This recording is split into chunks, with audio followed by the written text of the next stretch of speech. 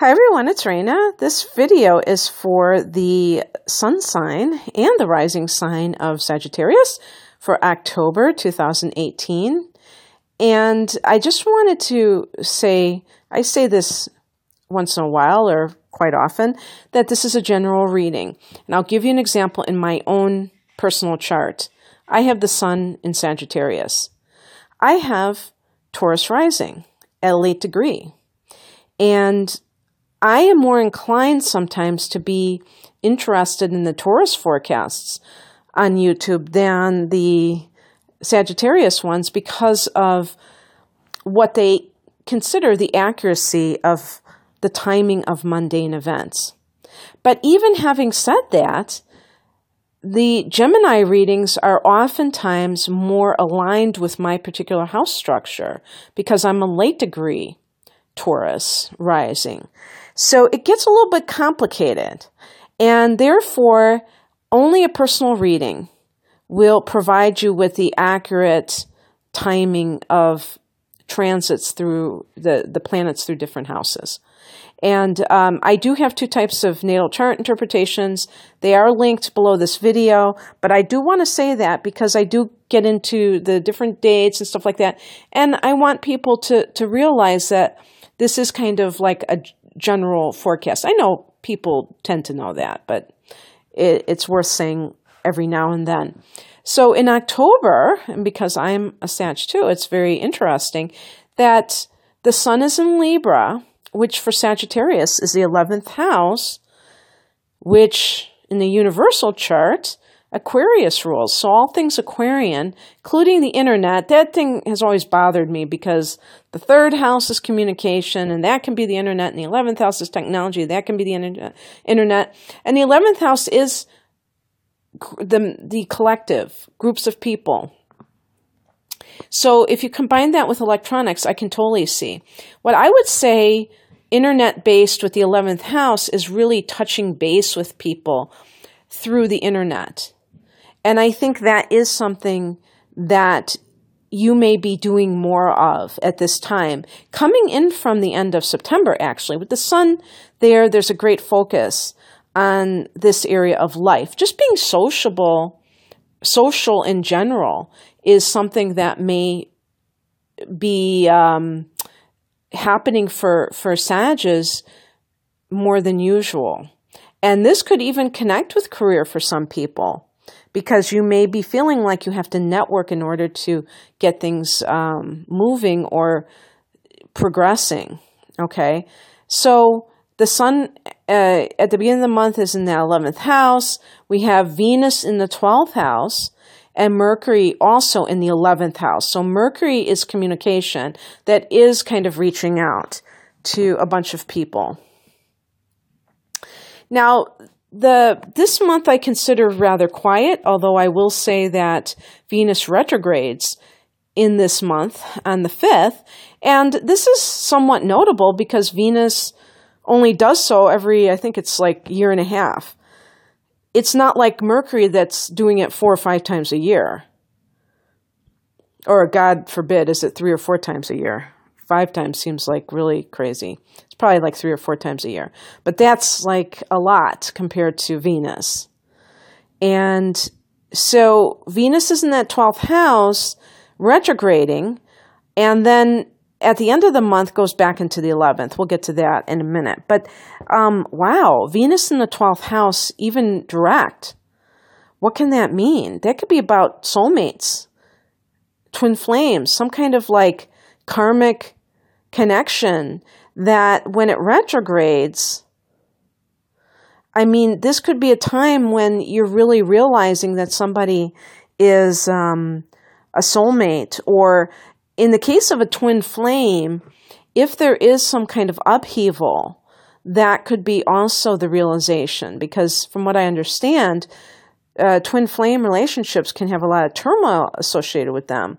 That's one of the reasons why when people say, I think this person's my twin flame, I often wonder if they are just focusing on that negative interaction that they're having with this person, or if there really is this sense of like that person being your better half or your other half. With a twin flame, that's what it is.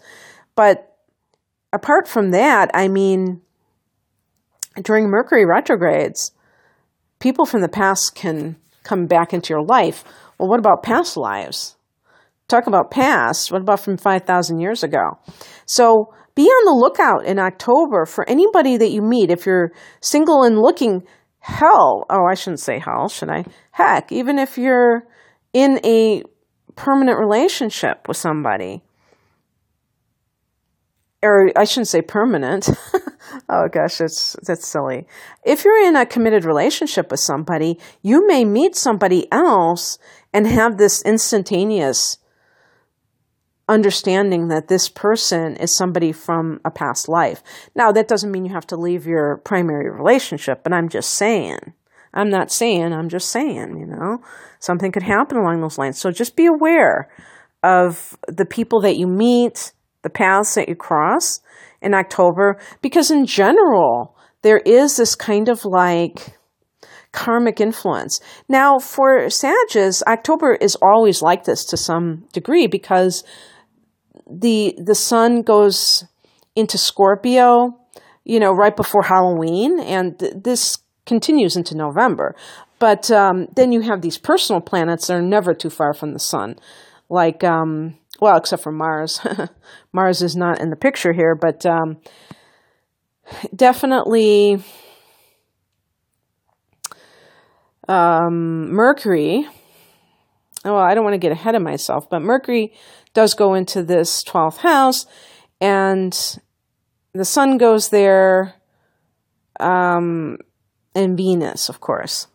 Now, on the 8th, we have a new moon in Libra in that 11th house. And by the way, the 11th house is the house of hopes and wishes. So the things that you have been dreaming about attaining, you may be planting seeds to make them much more a reality. New moons are times of, kind of tilling the field, so to speak, and setting intentions. But also, the 11th house is considered the luckiest house. And so things can happen without you having to exert much effort. Maybe some kind of a long-held dream can come to fruition at some point this month, and you didn't really even have to exert too much elbow grease to make it happen.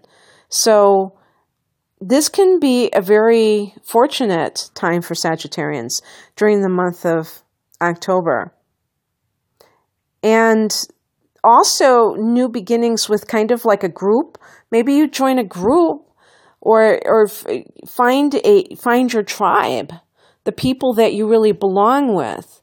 Because this is like these are new people though. These aren't people that you've known for a while. So this is like finding your tribe. And when we do that, you could be 60 years old and find your tribe. And maybe your whole life you've been dealing with not fitting in to groups that you've tried to belong to or social circles. And then all of a sudden, you move to a new area, because I know a lot of Sagittarians have been possibly moving in the last year or so. And all of a sudden you're like, this is where, I've been waiting for this my whole life. And these kind of things are magical, but they're also, to me, they're not that surprising, because I think that once you align yourself with certain things, they become very easy to manifest. The problem is that we don't see a lot of the misalignment. When we don't fit in with other people, we just assume there's something wrong with us. And we blame ourselves when we're not really vibing with the people we're with. And that it is what it is. And not having things in common with them, not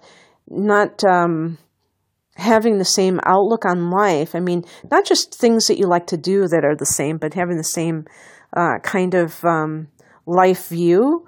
Doesn't mean you have to be carbon copies, but you just feel like on the same page with the people around you. That's a wonderful feeling. I can't wait to experience it. But you know what? I think those of us Sagittarius who feel like we're not in that place right now, we're independent enough that we don't need to belong to groups. I know with me, I'm not like that kind of a person that I see other people and they're always socializing and stuff. And it's like, it doesn't mean anything to me unless I really feel nourished by that. And I know that there's some fellow Sagittarius out there who are more introverted than extroverted. And I think a lot of introverts would love to have people that they could associate with on a regular basis, but they feel kind of alienated from a lot of people because, we Sagittarius tend to be very philosophical and intellectual even, and we don't like, I think a lot of us don't like silly things. We like to be big kids and we like to be creative and stuff, but not, kind of those frivolous things. I think we're about more than that. And so you might find these people, you never know. And then on the 9th, the next day, Mercury goes into that 12th house. It's funny that it's taking until October 9th for Mercury to go into the 12th house, because I've been feeling like, I don't know about any of you, but I've been feeling like these, I don't know, like psychic hits, like things, I look at something and it reminds me of like a deeply buried memory from childhood. And I'm like, gosh, and I can't quite put my finger on it. But that's kind of like Mercury in the 12th house, where you have these thoughts and ideas that may have connections to your past, but especially like things that you repressed. The 12th house can be your subconscious mind, and it can also be past lives. So maybe having connections with past lives through thoughts that don't seem to be connected to this lifetime. And psychic tendencies, more than linear thought. I think when Mercury is in the 12th house, it's hard to communicate in a very linear sort of way. But if you're an artist, if you're somebody who's like a writer, this is probably a really great time to write, because it might just flow. You might be doing automatic writing where the whole storehouse of subconscious or unconscious memories helps you to write, and you can transmute it into something that is a work of fiction, but is really heartfelt because it's really coming from some of your own memories. And then on the 23rd of the month, there can be the sun goes into the 12th house. So this marks a month right before the solar return of Sag, where you might be feeling like this sense of being run down, not as energetic, more introverted, more contemplative, and you might need more rest. And it's really, the timing is great for those of us in North America because we're really getting full on into fall. The sun is going down much earlier, and we're already kind of, gearing up for hibernation mode. So this is kind of what the sun in the 12th house is all about.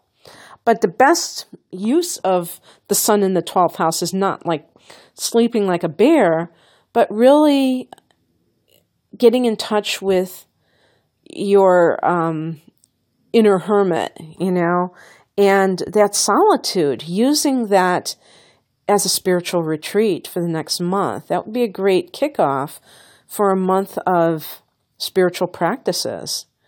And kind of like maybe even now, before that time begins, you could come up with one new thing every day that you can do for your spiritual growth. That sounds like something I should do, actually, as some kind of a challenge, a spiritual challenge. But I would have to do it only for Sagittarius, because how else would it work? Maybe that's a great idea. So I should look into that. And then maybe I could do it for each sign. But I could start with Sagittarius. We'll see. Hope nobody steals my idea. So that's happening. And then on the 24th, there's a full moon the very next day, which is really awesome sauce auroras, because, you know, the sun goes into Scorpio on the 23rd into the 12th house. The very next day, there's a full moon. And, you know, the full moon, very good for psychic energy. And so this is a real witchy kind of a time, I guess. Full moon in Taurus and the 6th house of health and work. This is a great detox time. This is a great time to think about issues concerning work matters may come to a head. So in your workplace, if there's been some kind of behind your back crap, it may come to the surface and you may find out who the culprits are. And some people that have been acting real fake, they may be the ones who have been acting really nice to you. They may be the biggest culprits. They may be the ones doing it. And you can kind of like see what's up. What's up with that? And then we have Mercury going into Sagittarius. Oh, our sign. On Halloween. So we have 2 transits on Halloween on the 31st. We have Mercury going into Sagittarius. So Mercury going into our sign for us is really good because we tend to be people who love to communicate. Even though we're not the same as our opposite sign, Gemini, I feel like Sagittarians are natural teachers. And so we're communicating wisdom to others. We're communicating philosophy, provoking other people to think about life. And so whenever Mercury goes into somebody's sign, there's so much more of an advocate for themselves, a great salesperson for themselves. So if you're looking for a job, if you're looking for a love partner, to have Mercury in your sign, Sag, allows you to communicate who you are to the best of your ability. And on the same day, Venus goes, it's retrograde, but it's going back into Libra. So it's going into the 11th house. And this could be also revisiting even like money. Venus can bring money in a situation that maybe you felt like you were deserving of some money, and Venus retrograde can give you that money. Now, this would come from some sort of online venture. Maybe you thought something was kaput, that it wasn't going to work, and you tried again and it worked, or that you were given money like for some kind of online endeavor, and they released some funds to you. They released some funds to you at this time that were held up. I mean, I don't know how exactly that would work, but I do know that sometimes, different corporations don't pay out right away. Like, for instance, Amazon, like the books, they don't pay for a couple of months. So that could be like if you were a writer and you were supposed to get paid, and maybe there was even a little bit of debate or fighting for some money that was connected to that, some internet venture, then you get that money back. But also in terms of love, this may be revisiting an old dream of yours, an old desire in terms of love. And if you meet somebody that you consider your soulmate, this could be like blessing you with this thing that you've always wanted, that has always eluded you. And even among friendships, like I said, finding your tribe, this could be like, these could be karmic people that are a soul family for you. And maybe it took you decades to find them again. So it's a very interesting month for Sagittarius. I think that it's fair to say that a lot of this is interior work with the 12th house. So it may not be that a lot of things are happening in the outside world, but they always say, like, if you change yourself, you change your world, you change your life. And sometimes that is what is needed. So maybe you do need to change certain internal things for the external to be realized. So anyway, I hope that you enjoyed this, and to take care of yourselves. Bye.